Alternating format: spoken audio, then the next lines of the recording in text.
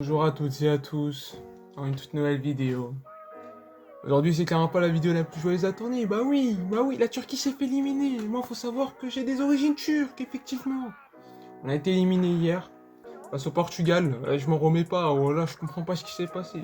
Je dois avouer que je suis dans l'incompréhension totale. Mais on va revenir ensemble sur cette élimination, sur le match aussi d'hier en particulier, puisque tout d'abord, tu peux pas ne pas commencer. Alors, on va pas parler de Burak Yilmaz tout de suite. On va le laisser de côté. On va tout de suite parler de la composition qui est une dinguerie. La composition, Stéphane Kutz, notre Allemand national, nous a fait un 3-4-3. Alors, le 3-4-3 est assez simple. Déjà, tu mets en défense, tu as une défense Çağlar, Meri et Ozan Kabak. La défense à 3 est totalement lunaire. Ensuite, en piston gauche, le mec nous a mis Berkan. Berkan ne sait même pas ce qu'il foutait sur le terrain hier. Il nous met Berkan et Zeki Çelik. Zeki Çelik qui n'aura jamais dû finir le match, qui pensait plus à se battre avec Diogo Jota qu'à jouer au foot. Au milieu de terrain, t'as un milieu à deux, Hakan Çalhanoğlu, t'as Orkun. Mais pourquoi un milieu à deux? Pourquoi? Ensuite, tu avais sur les ailes, tu avais Kerem et Cengiz. Bon, Kerem est sorti à la place de NS Sonat qui a fait une excellente entrée d'ailleurs en compo JT. Et on pointe à Burak. Cette compo est horrible. Tu ne peux pas faire un 4. On l'a bien vu, le milieu portugais, en une passe, tu faisais une passe dans le milieu turc, tu transperçais le milieu turc. Clairement, c'est n'importe quoi. Parce qu'il faut savoir que Hakan, encore hier, je lui en veux pas de son match. Il fait un match dégueulasse, mais comment lui en vouloir réellement? C'est un milieu à deux. Les deux ont plutôt une vocation offensive. Faut bien comprendre que vu que nous, on a décidé de jouer à reculons, parce qu'on va revenir sur le premier quart d'heure qui est absolument scandaleux, on jouait à reculons. Donc on jouait sur la défensive, donc les transitions ne pouvaient pas être assurées par les milieux, parce qu'il faut un cardio de ouf, tu vois.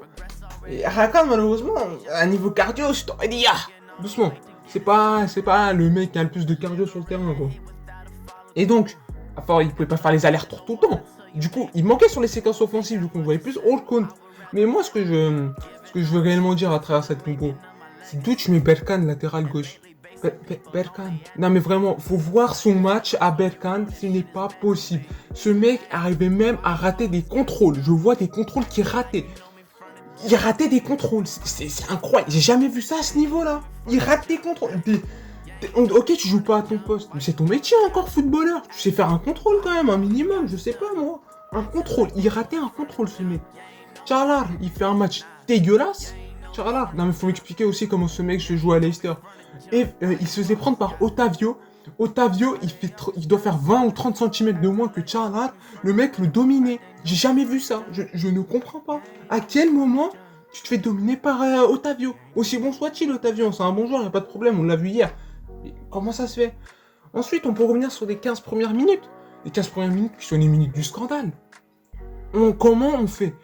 On sait mentalement qu'on joue le Portugal depuis 3 mois et on fait une entame comme face à l'Italie à l'Euro. On fait que défendre. Orjan Çakır, il ratait tous ses dégagements.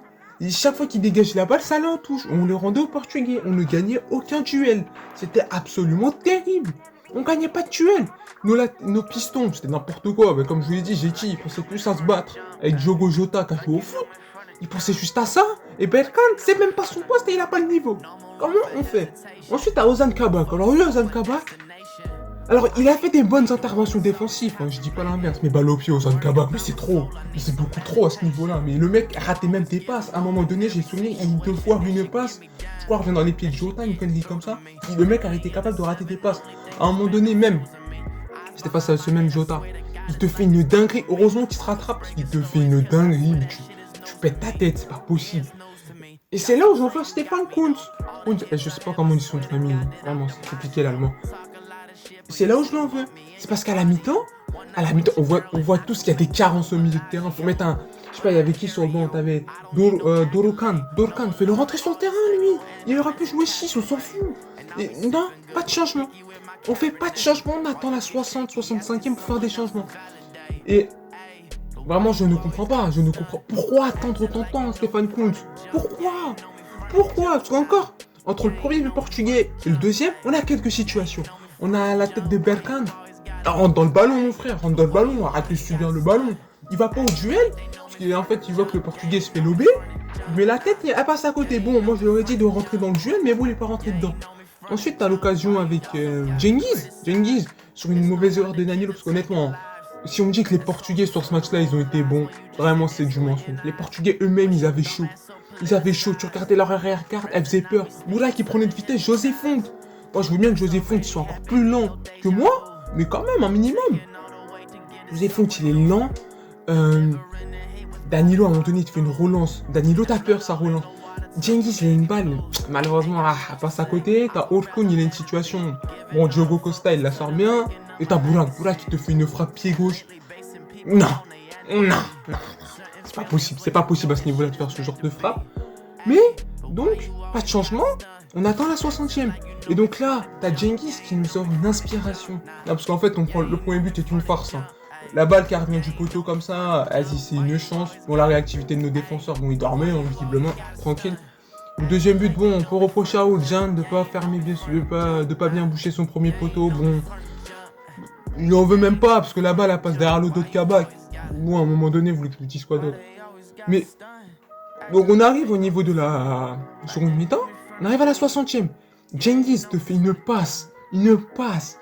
J'ai vu Iniesta Prime, hein. C'est Xavi Iniesta Prime cette passe. Non mais la passe est incroyable. Bourak réduit le score et on revient dans le match. Là je commence à me dire ok, en plus Enes Sounal vient de rentrer, Enes Sounal qui a fait une très bonne entrée en jeu. Là pour le coup, autant d'habitude en sélection je le critique beaucoup ce soir, enfin hier plutôt, il a porté ses couilles, il a été très bon sur le terrain. Faut le signaler, hein, lui qui est un des meilleurs buteurs de la Liga. Et donc on arrive, but de Under. But de Bourak, c'est plutôt Under qui fait une passe de ouf. On arrive à ça, et là, on commence à y croire. On y croit. Donc là, déjà, Bourak, première dinguerie qu'il nous fait, il va simuler dans la surface sur un duel avec Danilo. Pourquoi tu simules? Pourquoi tu simules, frère? Il était face au gardien, il a préféré simuler, alors qu'il n'y a même pas faute. Il lui tient, bon, ok, il tient un bras, mais frère, moi j'étais Bourak et moi, c'était un grand gaillard, tu tombes pas au duel. Mais du coup, allez, ça nous foire une situation en moins. Les dingueries s'arrêtent plus là. Hein. Après, t'as ce fameux penalty à la 84e. Enes Sounal qui te fait quand même un boulot sur José Fonte. Penalty. Et là, Bourak qui foudroie la nation, clairement, il n'y a pas d'autre mot. Il nous tue. Bourak, j'ai même pas envie. Bourak, je lui en veux, mais faut en vouloir aussi aux autres, ceux qui étaient là contre la Lettonie au moment du 3-1, ceux qui se font égaliser par le Monténégro alors qu'on menait 2-0. Faut en vouloir aussi à ces gens-là. Mais Bourak, t'as 36-37 ans, je sais pas t'as quel âge, t'es le plus expérimenté de l'équipe. T'es le mec qui a le plus de sélection dans cette putain d'équipe, t'es le capitaine. Mais cadre au moins ton tir. Je te demande même pas. Si encore Diogo Costa il l'arrête, bon d'accord, on dirait que c'est le goal, il a sorti une vraie parade. Mais frère, là tu n'as même pas à cadrer ta frappe. Pourquoi tu ne cadres pas? Neden, pourquoi? Moi je te demande juste de la cadrer encore. On s'en foutrait si le goal il l'arrête, bon t'insulterais aussi, mais on dirait vas-y le goal il l'a sorti, mais là t'as même pas à cadrer Bourak. Moi je comprends pas, moi, wallah je comprends pas. Un grand joueur, un grand gaillard comme ça. Ah, c'est désolant. C'est désolant parce qu'honnêtement, bon après les Portugais mettent un troisième but, bon après vas-y, moi j'ai éteint ma télé. Honnêtement, faut pas non plus se leurrer. Il y avait la possibilité de se qualifier, surtout quand tu sais que dans l'autre match, c'est la Macédoine du Nord qui est passée. Il y avait la possibilité, il y avait la place. Mais bon, le problème, c'est que les Portugais, ils étaient pas bons. Et ben nous, on a décidé d'être encore moins bons. Voilà, la compo, elle nous baisse déjà de base, elle nous tue. Et ben voilà, on finit comme ça. Alors honnêtement, c'est triste. C'est triste. J'ai du mal à m'en remettre encore, honnêtement. Ça a été très compliqué. Mais pourquoi? Vraiment... On s'est sabordé tout seul hier, honnêtement, à Porto. Honnêtement, il y avait la place. Mais bon. On retiendra quand même un peu de positif, ou pas. Bah, Bourak a pris sa retraite. Ça aussi, c'est une dinguerie. Le mec a raté son penalty pour prendre sa retraite derrière. Vous voulez que je vous dise quoi? C'est la pire retraite possible pour un joueur, honnêtement. Voilà. La sélection ne sera pas qualifiée encore une fois. Plus de 20 ans. Moi, depuis que je suis né, j'ai pas vu mon pays une fois à la Coupe du Monde. Vous voulez que je vous dise quoi? Je suis dépité. Honnêtement, on va commencer à mettre les bases, les solides bases on va commencer à mettre des bases justement pour la prochaine génération qui arrive pour les qualifs à l'Euro. On espère être qualifié à l'Euro 2024, Inch'Allah. Déjà, il y aura la Nations League, je crois. On est en Ligue C. On est dans une poule de merde. On est censé tout gagner. Là, vraiment, il n'y a pas de place. On peut faire un match nul. J'accepte un match nul. Honnêtement, on est censé gagner notre poule de Nations League cette année. Honnêtement, on verra. Hein. Je garderai encore Stéphane Kuntz, notre sélectionneur allemand, parce que bon, voilà, oui, je vous dis quoi d'autre. Je lui en veux par rapport à hier, mais honnêtement, quand on l'écoute en interview, je suis quand même plutôt d'accord avec son diagnostic sur le football turc, sur le fait qu'il faut développer, etc. les jeunes. Donc voilà. Ce sera tout pour cette vidéo. Triste, je suis triste, effectivement. Mais bon, en tout cas, j'espère que des meilleurs jours arriveront pour notre sélection nationale. Et puis moi, je vous dis à la prochaine pour une toute nouvelle vidéo. Allez, ciao.